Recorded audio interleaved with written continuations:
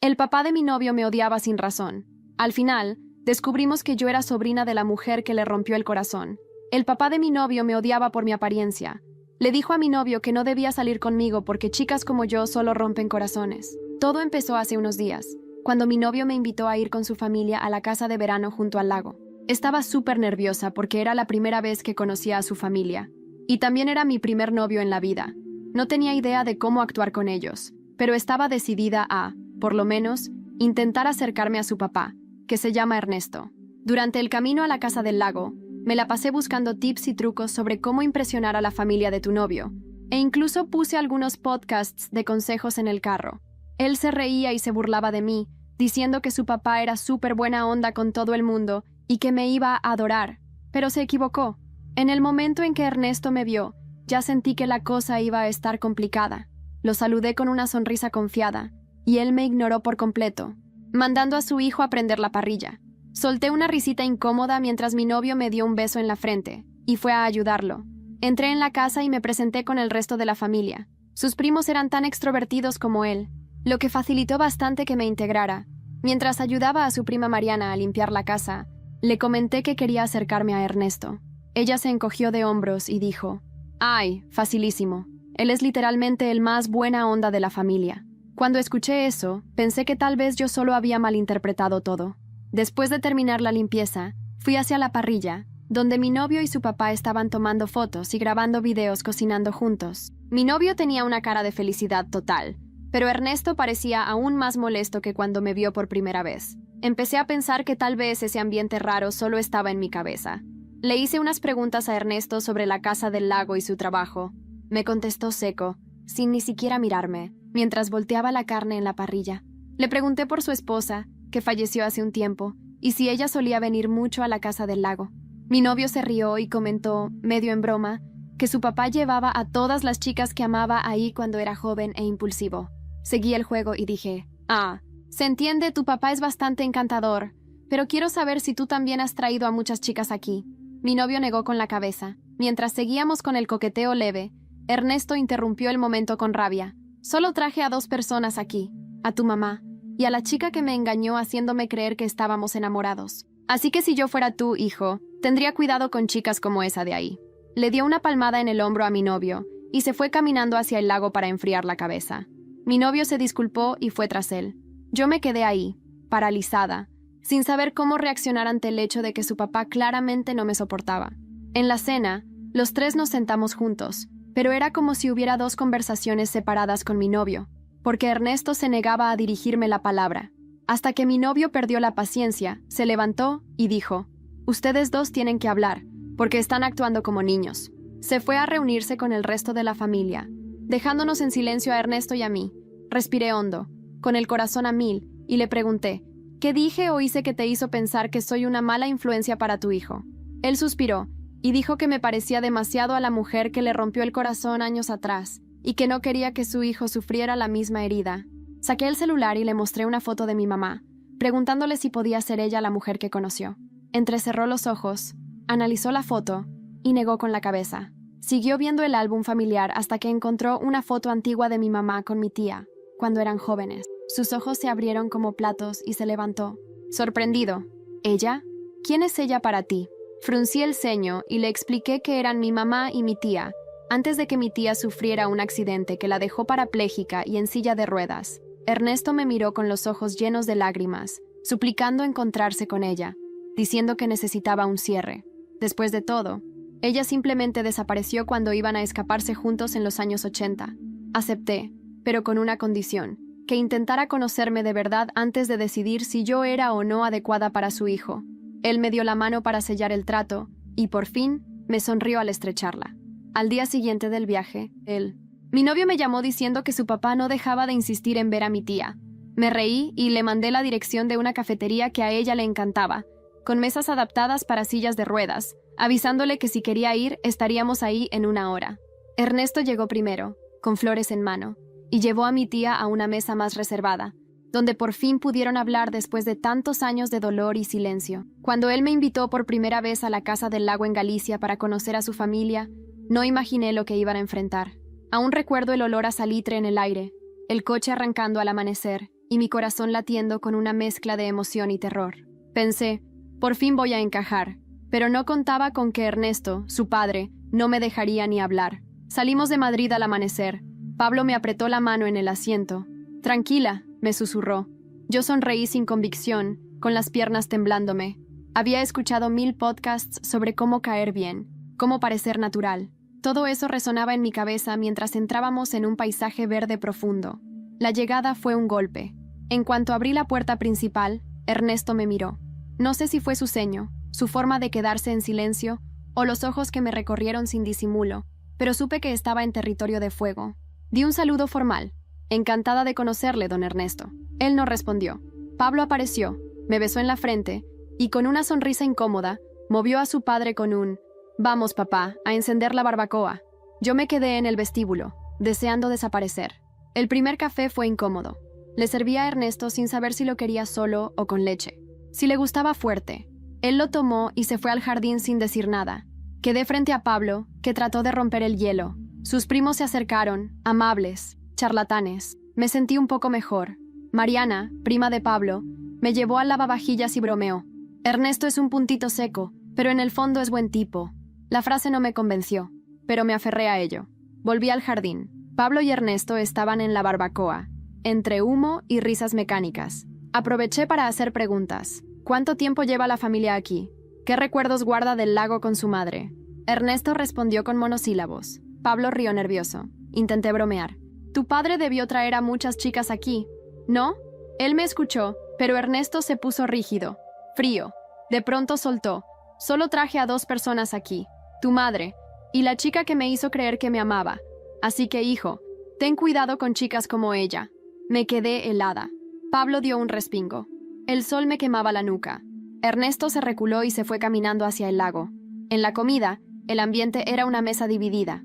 Pablo y Mariana, animados. Pero Ernesto, sentado a mi lado, estaba en otro mundo. Hablamos, reímos, pero esas risas no llegaban a él. Pablo alzó la voz, harto. «Basta ya, ambos, hablen de una vez». Y salió. Me dejó sola frente a ese silencio impenetrable. Respiré. Le pregunté en voz baja: «Don Ernesto, ¿en qué te he fallado? ¿Por qué piensas que soy como esa mujer?» Me miró. Sus ojos, apagados, pero cargados de dolor. Suspira. Dice que me parezco demasiado a alguien que marcó su vida. Saqué el celular con una foto de mi madre. Le pregunté: ¿es ella?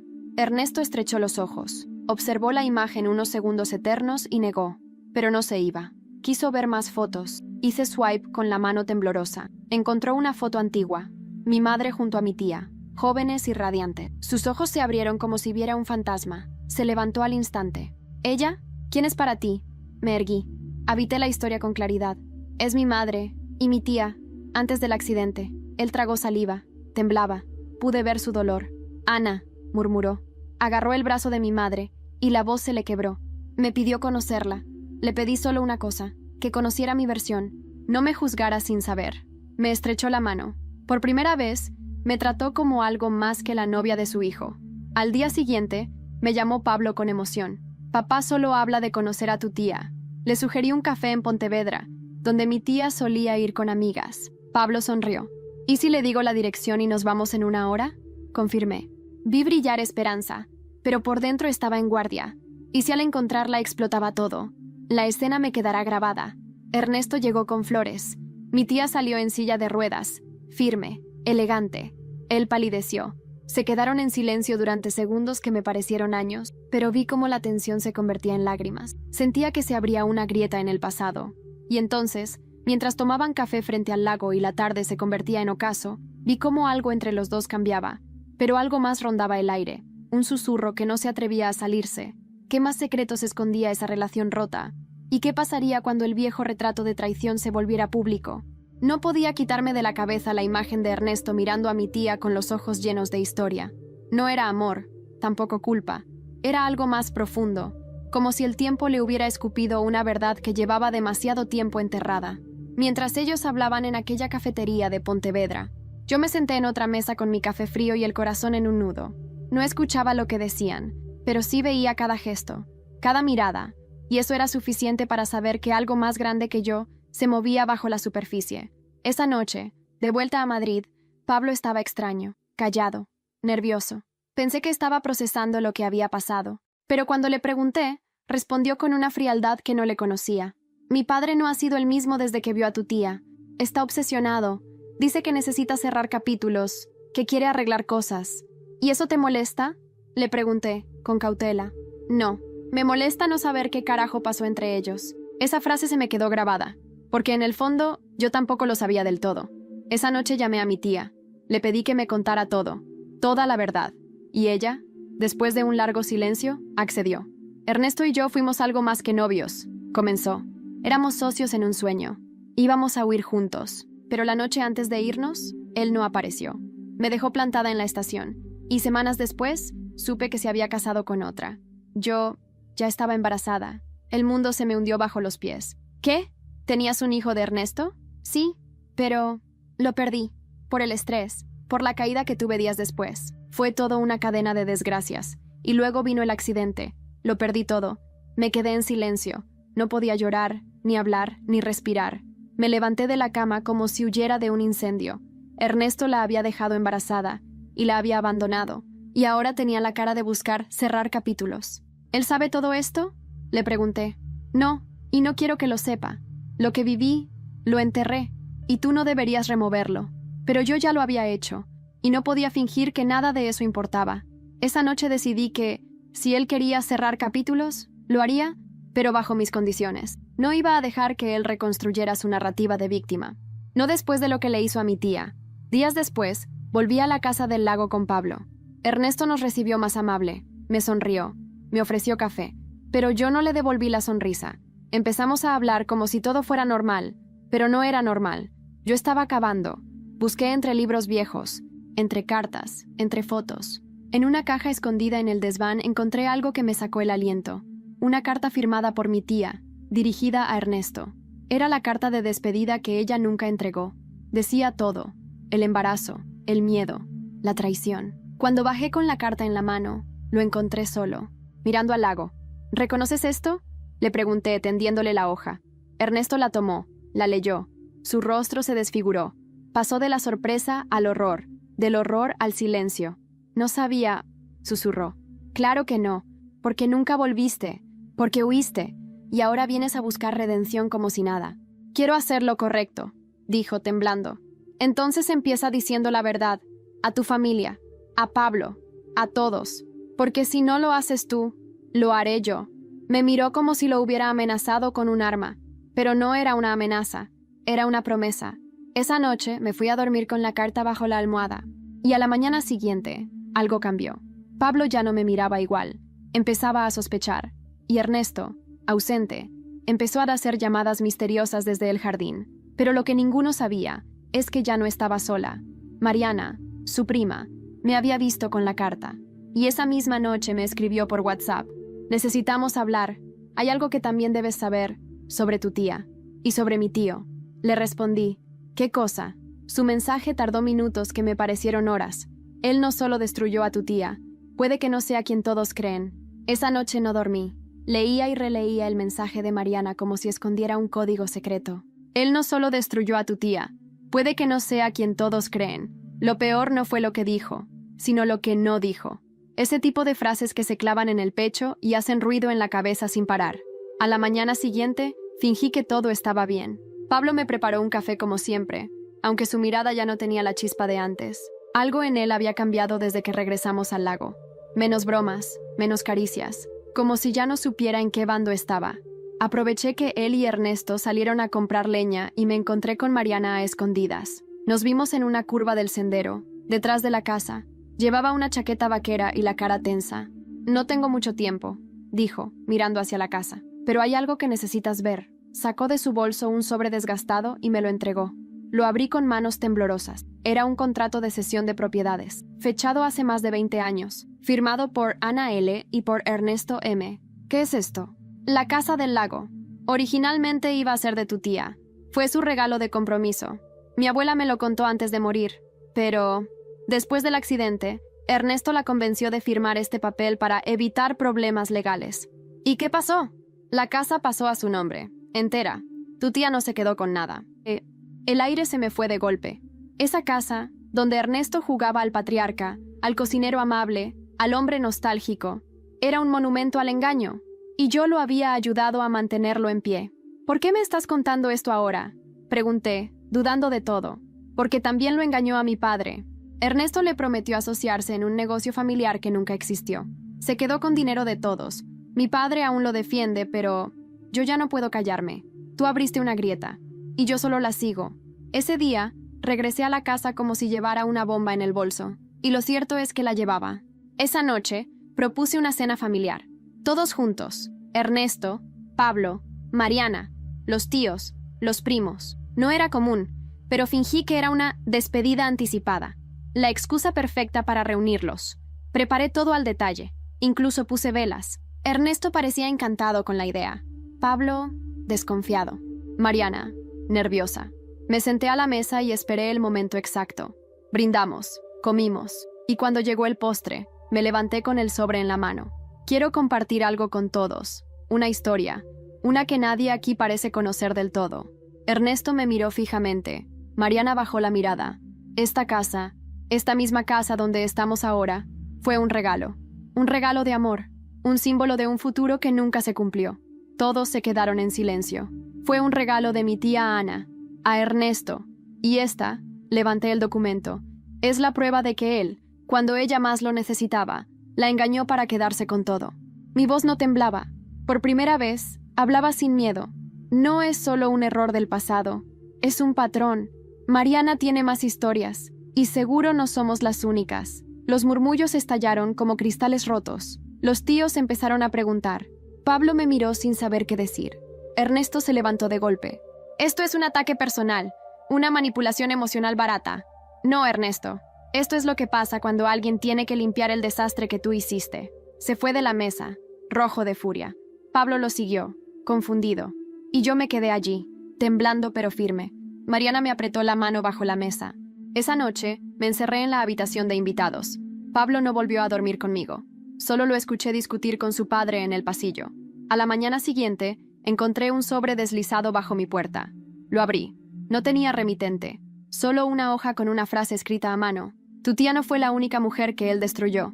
Busca a Clara. ¿Quién era Clara? ¿Y por qué alguien me advertía ahora? No sabía si estaba entrando en un juego peligroso, o si finalmente estaba a punto de desenterrar la verdad completa. Abrí el sobre 1000 veces ese día. Busca a Clara. 2 palabras que, en cualquier otro contexto, habrían parecido insignificantes. Pero ahora, con la casa dividida en susurros, con Pablo cada vez más ausente y Ernesto más tenso que nunca, esas palabras tenían el peso de una bomba sin detonar. Esa mañana, Pablo bajó a desayunar sin mirarme. Ni un buenos días. Solo café y silencio. Quise hablarle, explicarle, pero algo en su mirada me dijo que él no estaba preparado para lo que yo tenía que decir. Y quizás tampoco quería estarlo. Mariana me escribió temprano. ¿Has leído el sobre? Le respondí que sí. Me citó en una pequeña librería de Santiago de Compostela. Su excusa perfecta era comprar un libro para su madre, pero el verdadero motivo era otro. Cuando llegué, la vi en la sección de historia, fingiendo hojear una biografía. Me acerqué sin hablar. Ella se giró y me tendió una carpeta pequeña. La encontré en los archivos de mi abuela. Mi madre no sabe que tengo esto. Dentro había fotos, cartas, recortes de periódicos, y un nombre repetido más de una vez. Clara Gutiérrez. ¿Quién era? Una vecina. Vivía en Ourense, cerca de la familia de Ernesto. Mi abuela siempre decía que Clara era especial, diferente. Decían que tenía una belleza que hipnotizaba, pero también decían que era inestable. ¿Y qué tuvo que ver con Ernesto? Mariana bajó la voz. Clara desapareció. La sangre se me heló. ¿Cómo que desapareció? Un día simplemente no volvió. Dejó su bicicleta tirada junto al río. Su madre denunció, pero nunca la encontraron. Fue en el 91. Ernesto ya estaba casado. Tenía un hijo, pero todos sabían que había tenido algo con ella. No sabía si estaba escuchando una historia de pueblo o el principio de algo más siniestro. ¿Y crees que él? No sé. Pero siempre que alguien menciona a Clara, Ernesto cambia de tema. Una vez, de pequeña, pregunté por ella y él se encerró en su despacho durante horas. Algo oculta. Estoy segura. Esa noche, volví a casa con la carpeta. Me encerré en la habitación y no encendí la luz. Me senté en la cama, abrí el portátil y empecé a buscar. Clara Gutiérrez, Plaza Ourense, Plaza Desaparecida, Plaza 1991. Ahí estaba, un artículo viejo, digitalizado por un blog de crónicas locales. El titular: Joven desaparecida en Obarco de Valdeorras sigue sin aparecer tras 30 años. Leí cada palabra como si me faltara el aire. La última persona que la vio fue un hombre no identificado, con un coche oscuro, recogiendo a Clara después de una discusión con su madre. El modelo del coche coincidía con el que Ernesto tenía en esa época. Sentí un escalofrío subir por mi espalda. Le hice una foto al artículo, y por impulso le escribí a Ernesto. Solo 3 palabras. ¿Quién era Clara? Tardó horas en responder. Fue casi a medianoche. Y lo que me envió no fue un texto, fue una nota de voz. La escuché con el corazón en un puño. No te metas en eso. No sabes lo que estás haciendo. No tienes ni idea de lo que pasó en realidad. Te estás metiendo en aguas muy profundas. Era la voz de un hombre desesperado, pero también era una advertencia. Mariana me escribió enseguida. ¿Te respondió? Sí. Me mandó un audio. Está asustado. Perfecto. Es hora de apretar más. ¿Qué tienes en mente? Su respuesta llegó tras unos segundos. Vamos a hablar con la madre de Clara. Sigue viva. Vive sola. Yo tengo la dirección. No respondí de inmediato. El corazón me latía en los oídos. Sentía que estaba cruzando un umbral del que ya no podría volver, pero lo supe en el fondo de mi pecho. Si había una mínima posibilidad de que Ernesto estuviera relacionado con la desaparición de una mujer, no podía callar. Hazme llegar esa dirección, le escribí. Y al minuto mi teléfono vibró con un mensaje, una ubicación y un nombre. Aurora Gutiérrez, la madre de Clara. Iba a enfrentar a una mujer que cargaba 30 años de preguntas sin respuesta, y yo iba a ser quien removiera las cenizas. No sabía qué esperar cuando toqué a la puerta de la casa en la aldea de Rubiá. El camino había sido largo, silencioso, rodeado por montañas cubiertas de niebla y árboles que parecían susurrar. Me temblaban las manos. Aurora Gutiérrez vivía sola, en una casa que olía a madera vieja y pasado estancado. Me abrió una mujer menuda, de pelo blanco recogido en un moño torcido. Sus ojos, profundamente tristes, me miraron con desconfianza. Sí, soy amiga de Mariana Morales. Me habló de usted y de Clara. La mención del nombre de su hija fue como un cuchillo. Se le tensaron los labios y sus manos se cerraron sobre su bata de lana. ¿Qué quieres? La verdad.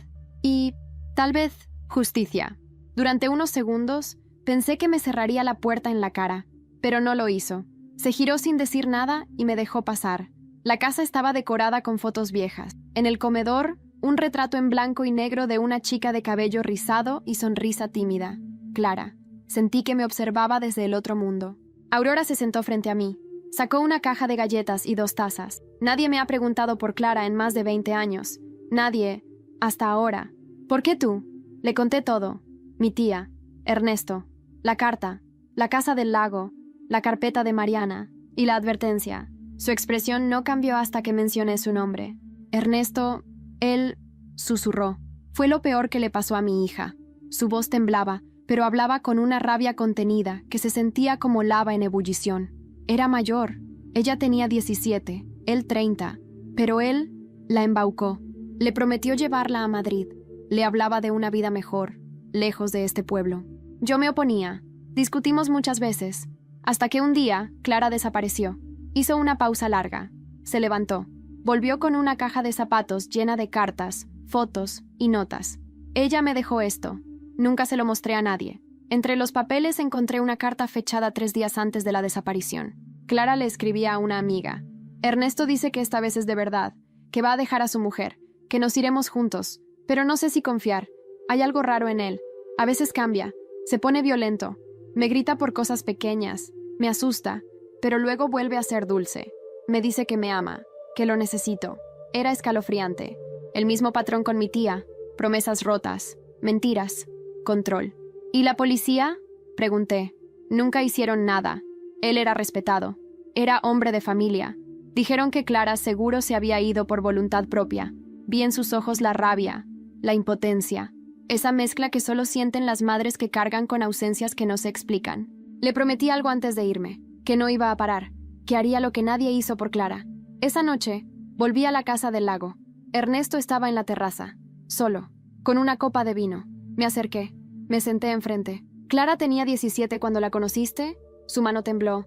¿De dónde sacaste eso? ¿La golpeabas? ¿La manipulaste igual que a mi tía?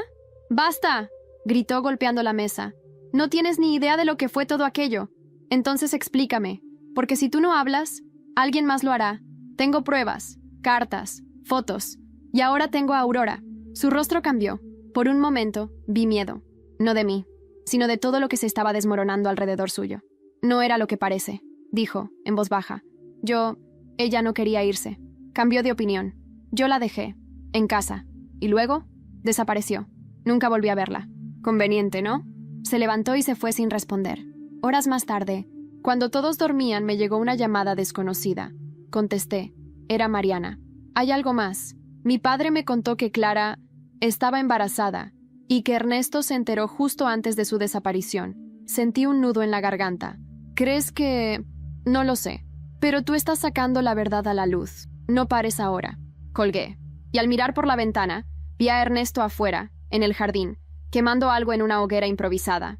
Corrí escaleras abajo. Salí corriendo hacia él. Me acerqué a las llamas. Dentro vi fotos, papeles, un sobre con el nombre de Clara. Lo estaba destruyendo todo. Grité. ¿Qué estás haciendo? Eso es prueba. Es historia. Pero él solo me miró, fijo, como si por fin mostrara quién era realmente. Algunas cosas es mejor que se queden enterradas. Y se metió en la casa sin decir más. Me quedé sola, frente al fuego. Y en medio de las cenizas, algo no se quemó del todo. Una pulsera plateada, con el nombre grabado en letras diminutas. Clara. Desenterré la pulsera de entre las cenizas con un trapo de cocina. Estaba caliente aún, chamuscada, pero intacta. Clara, decía. Letras simples, grabadas con cariño. No era un adorno cualquiera. Era un símbolo. Y Ernesto lo había intentado borrar. Al día siguiente, nadie comentó lo sucedido en el jardín. Ernesto fingió resaca. Pablo ni siquiera bajó a desayunar. Mariana y yo intercambiamos miradas en silencio. Sabíamos que estábamos en el centro de un huracán, y que lo peor estaba por llegar. Ese día volví a Madrid con la pulsera guardada entre mi ropa. En el tren, escribí una carta, una sola copia, breve, directa, sin detalles escabrosos, pero con la suficiente carga emocional como para hacer temblar los cimientos de una familia entera. A quien lea esto, Ernesto Morales no es el hombre que crees. No es solo un padre severo o un marido viudo. Es un manipulador, un mentiroso. Y según todo lo que he descubierto, podría ser algo aún peor. Te invito a preguntarte, ¿cuánto conoces realmente al hombre que se sentaba a tu mesa todas las Navidades? La metí en un sobre y la envié a todos los miembros de la familia Morales, incluso a los que vivían en el extranjero. Entonces, incluí copias de la carta de Clara, una foto de la pulsera y un escaneo del contrato falsificado con el nombre de mi tía. No sabía si iba a destruirles, solo sabía que merecían saber. Una semana después, Mariana me escribió con un solo mensaje. Lo hiciste. Y lo que vino después fue como una tormenta perfecta. Ernesto fue confrontado por sus hermanos. Algunos lo defendieron al principio, otros se quedaron callados. Pero cuando Mariana compartió la grabación del contrato, un vídeo donde su abuela hablaba de cómo Ernesto había convencido a Ana de cederle la casa, el silencio se convirtió en gritos. La familia se dividió. Pablo vino a buscarme, no con rabia, sino con desesperación. ¿Por qué lo hiciste así? ¿Por qué a todos? Porque no confío en que tú lo hubieras hecho. Porque tu padre ha hecho demasiado daño y todos lo han permitido. Estás destruyendo mi familia. No, estoy sacando la verdad. Si eso la destruye, es porque estaba construida sobre mentiras. Él no supo qué responder. Me abrazó, pero no era amor, era miedo.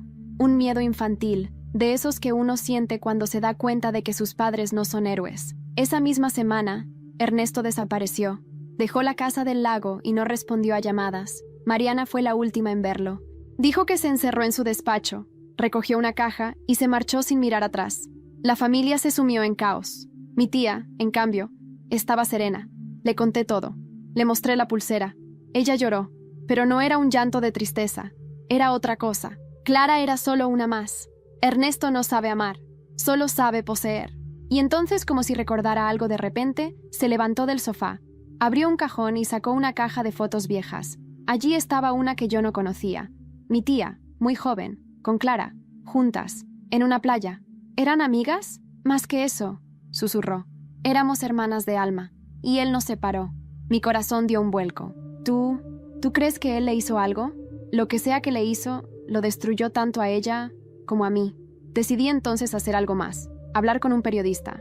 uno de esos que buscan historias olvidadas. Le mostré todo: la carta, la pulsera, el contrato, la desaparición de Clara, las fotos. Le brillaron los ojos. Esto va a salir, y va a doler. Entonces hazlo bien, sin morbo, con respeto. Esto es para que no vuelva a pasar. Aceptó. Comenzó a preparar un reportaje especial. Los fantasmas de O Barco, lo llamaría. Y pondría luz sobre todo lo que Ernesto había enterrado. Un mes después me llegó una carta por correo. No tenía remitente. Dentro, una hoja arrugada escrita a mano. Clara está enterrada donde prometimos huir, donde todo comenzó. Nadie la buscó allí, nadie se atrevió, pero tú lo harás, porque tú no eres como ellos. Me quedé helada. ¿Una confesión? ¿Una pista real? ¿Una trampa?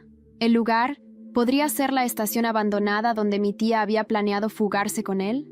El siguiente paso ya no era solo buscar respuestas, era desenterrar lo que nadie había querido ver durante 30 años, y esta vez no iba a parar hasta encontrarla. Volver a la estación fue como abrir una herida que nunca terminó de cerrar. La estación de tren de O Barco de Valdeorras estaba abandonada desde hacía décadas. Las ventanas rotas, la pintura descascarada, los raíles cubiertos de musgo. Era el lugar perfecto para olvidar, o para esconder. Pablo me llamó varias veces esa mañana. No contesté. Sabía que en su voz solo encontraría reproches, culpas. Ya no necesitaba sus dudas ni su necesidad de proteger a un padre que nunca fue digno de esa defensa. Fui sola, solo con la carta, solo con el nombre de Clara temblando en mi garganta. Llegué poco después del amanecer. La niebla todavía abrazaba las vías y el silencio era casi sagrado. Caminé con pasos lentos, midiendo cada centímetro como si Clara me guiara desde el más allá. La carta había sido clara. Donde prometimos huir. La vieja caseta del jefe de estación seguía en pie, aunque medio hundida. Forcé la puerta oxidada. Adentro, polvo y papeles antiguos. Pero también algo más. En una esquina, parcialmente cubierta por una tabla rota, vi una piedra tallada, una losa. No parecía parte de la estructura original. Me arrodillé, la toqué. El corazón me golpeaba el pecho. Era una lápida improvisada, sin nombre, sin fecha, solo un símbolo tallado, una pequeña estrella. Llamé a Mariana desde el coche. Le conté. Ella no dudó ni un segundo. Voy para allá. No toques nada. Llamemos a la Guardia Civil. Cuando llegaron, horas después, el lugar se había llenado de murmullos. La noticia corrió rápido entre los agentes. Restos humanos, femeninos, enterrados bajo concreto y olvido. La investigación se abrió de inmediato. Y esta vez, ya no podrían barrerlo bajo la alfombra. Ernesto fue localizado en León, escondido en una vieja casa de un primo lejano. Fue detenido para ser interrogado. Mariana me llamó esa noche, llorando. Mi padre no lo defiende. Nadie lo hace ya. Todo ha salido.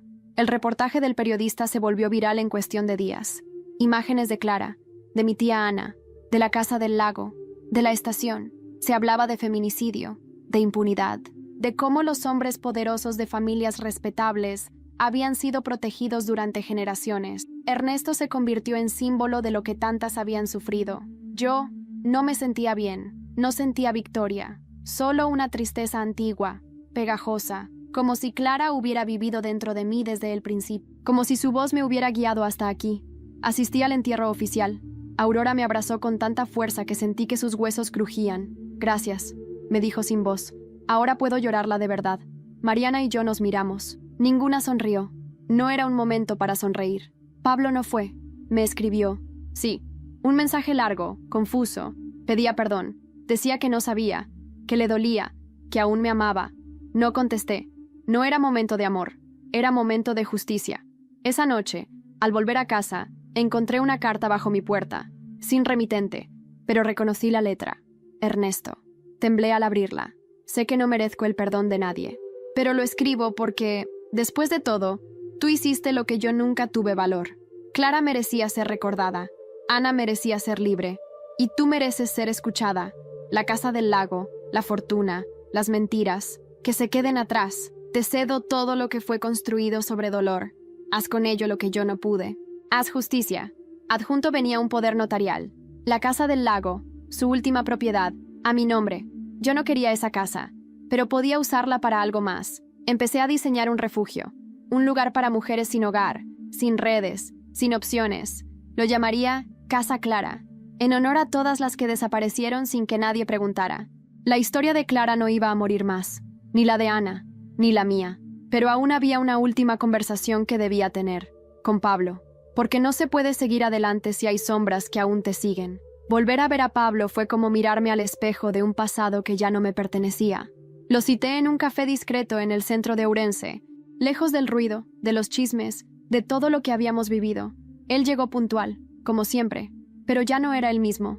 Tenía el rostro más delgado, los ojos marcados por noches en vela, y una expresión de alguien que había visto su mundo derrumbarse sin poder sostenerlo. «Hola», dijo sentándose frente a mí. Asentí. No necesitábamos saludos elaborados, no después de todo lo que había pasado. «Gracias por venir», añadió. «No sabía si aceptarías. Tampoco sabía si quería verte, pero hay cosas que deben decirse cara a cara». Pidió un café solo. Yo pedí agua. El silencio entre nosotros pesaba más que cualquier palabra. «Mi padre está en prisión preventiva». Su voz era baja, casi un susurro.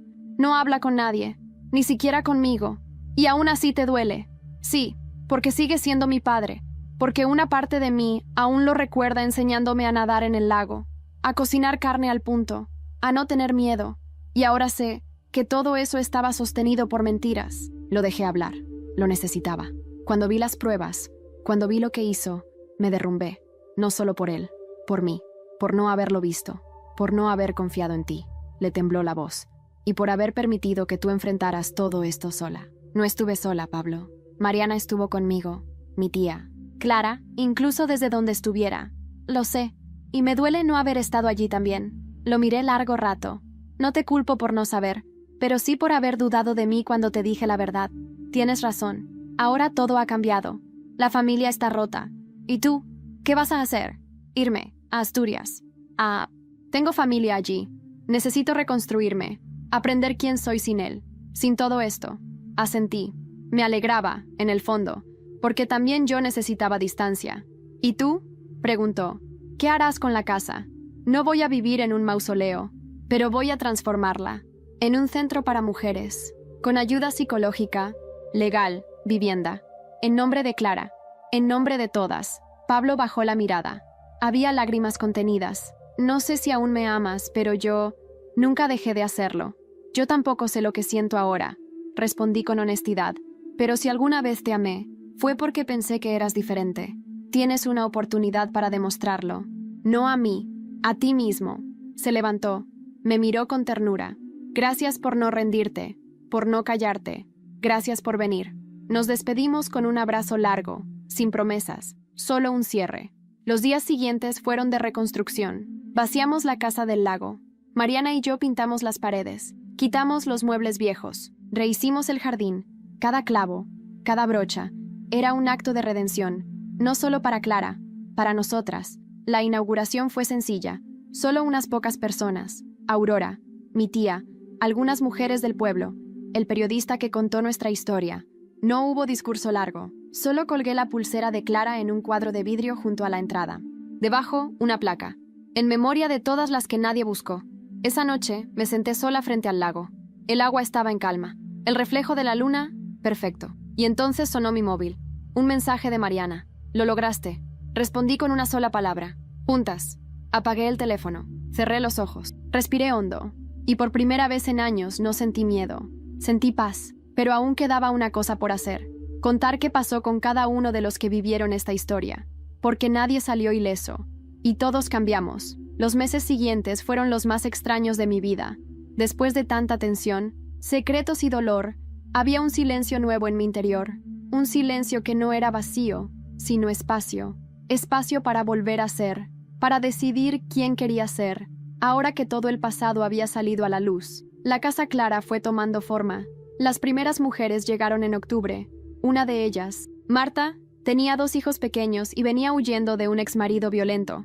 Otra, Nuria, era una joven trans que había sido echada de casa por su familia. No solo les dimos techo, les dimos atención médica, orientación jurídica, redes de apoyo y, sobre todo, escuchamos. Cada vez que una mujer cruzaba esa puerta, sentía que Clara, desde algún rincón del universo, asentía en silencio. Mariana se convirtió en mi aliada más firme. Dejamos de hablar tanto del pasado. Empezamos a hablar del futuro. Organizamos charlas, talleres, conciertos benéficos. Había días en los que reíamos tanto que nos dolía la barriga. Otras veces, llorábamos sin necesidad de palabras.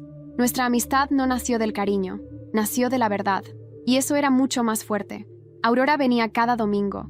Se sentaba bajo un olivo del jardín y le hablaba al cielo. Decía que era su forma de estar con Clara.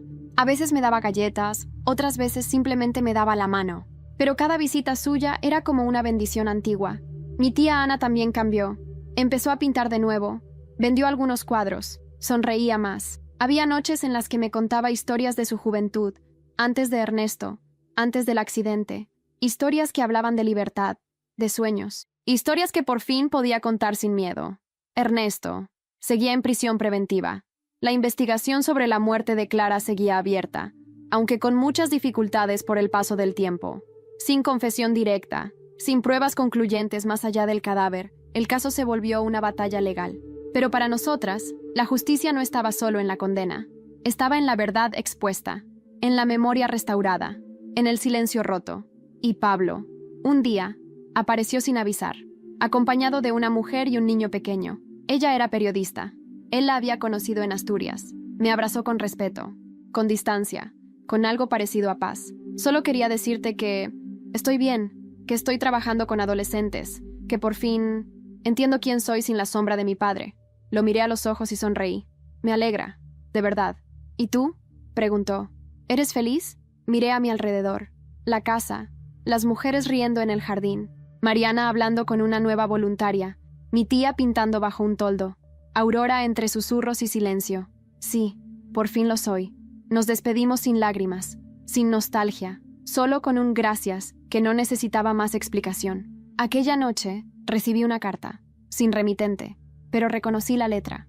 He leído sobre la casa, he leído sobre ti. Nunca imaginé que una herida pudiera dar tanto fruto. Si algún día decides contar tu historia al mundo, cuenta también la nuestra. No para que nos recuerden por lo que sufrimos, sino por lo que transformamos. Gracias, Clara. No sé si era real, no sé si fue Aurora, no sé si fue mi imaginación, pero lo encuadré y lo colgué junto a la entrada, justo debajo de la placa. Y entonces lo supe. Había llegado el final de esa parte de mi vida, pero aún faltaba una última cosa. Contarte qué pasó con todos, uno por uno. Han pasado 3 años desde que la Casa Clara abrió sus puertas. 3 años desde que todo estalló, desde que el pasado nos obligó a mirarnos al espejo. Y aún hoy, hay días en los que me despierto preguntándome si todo aquello fue real, si de verdad aquella chica asustada, que solo quería agradar a la familia de su novio, terminó desenterrando secretos que habían estado enterrados por más de 30 años. A veces me siento en la terraza de la casa, con una taza de té caliente, y repaso lo que ha sido de cada uno. Ernesto Morales fue declarado culpable de obstrucción a la justicia, falsificación de documentos y abuso emocional a 2 mujeres, mi tía Ana y Clara. El caso por la desaparición de Clara fue cerrado sin sentencia firme por homicidio, pero el daño a su imagen fue irreversible. Su familia cortó lazos con él. Está en una prisión de mediana seguridad, solo, olvidado. Nunca más volvió a escribir. Nunca más pidió perdón. Aurora Gutiérrez, la madre de Clara, sigue visitando la casa todos los domingos. Plantó un pequeño jardín con flores blancas junto a la placa con el nombre de su hija. A veces trae libros para las mujeres del refugio. A veces se queda simplemente en silencio. Su rostro ha cambiado. Ya no es la mujer rota que conocí. Es fuerte. Y cuando me abraza, siento la fuerza de todas las madres que han perdido sin saber por qué. Ana, mi tía, expuso su primera exposición de arte en Vigo hace poco. Todas las obras estaban inspiradas en mujeres que se rehacen después del fuego. Su historia fue contada en una revista nacional. Recibe cartas de mujeres que se identifican con su proceso. Vive con dignidad y, sobre todo, vive con libertad. Mariana se convirtió en codirectora de la Casa Clara. Se mudó definitivamente al Lago. Terminó su carrera en psicología y ahora atiende a víctimas de violencia doméstica. Es mi mejor amiga, mi aliada, la hermana que nunca tuve. Pablo se casó con la periodista que le ayudó a reconstruir su vida. Tiene un hijo, al que llaman Leo. Trabaja en programas de inserción social para adolescentes. A veces me escribe pequeños mensajes, cordiales, sin nostalgia, solo cariño. Y eso está bien, porque no todos los amores están destinados a quedarse. Algunos solo vienen a mostrarnos el camino. Yo sigo aquí. A veces me preguntan cómo logré mantenerme firme. No sé responder. Solo sé que había algo dentro de mí que no podía rendirse. Algo que no era solo mío. Era de Clara, de Ana, de Aurora, de cada mujer que cruza esta puerta buscando un lugar donde empezar de nuevo. He dado charlas, he contado la historia en universidades, en conferencias. Siempre me hacen la misma pregunta. ¿Qué fue lo más difícil? Y siempre respondo lo mismo. Decidir que no quería ser parte del silencio. Porque lo más peligroso no fue Ernesto. Fue la costumbre. El así son las cosas. El miedo al qué dirán. Pero una vez rompes ese círculo, no hay vuelta atrás. Hace unos días inauguramos una biblioteca en la casa. Le pusimos el nombre de Clara. En la entrada, una placa de cerámica hecha por Ana dice: «La memoria no duele cuando se transforma en justicia». Y bajo esa frase, hay una foto en blanco y negro de Clara, sonriendo al sol, con una mirada que ya no se pierde. Esa es mi historia. No una historia de venganza, sino una historia de verdad, de legado. De mujeres que se negaron a seguir cayendo. Una historia real, como la vida, donde la protagonista no solo sobrevivió, renació.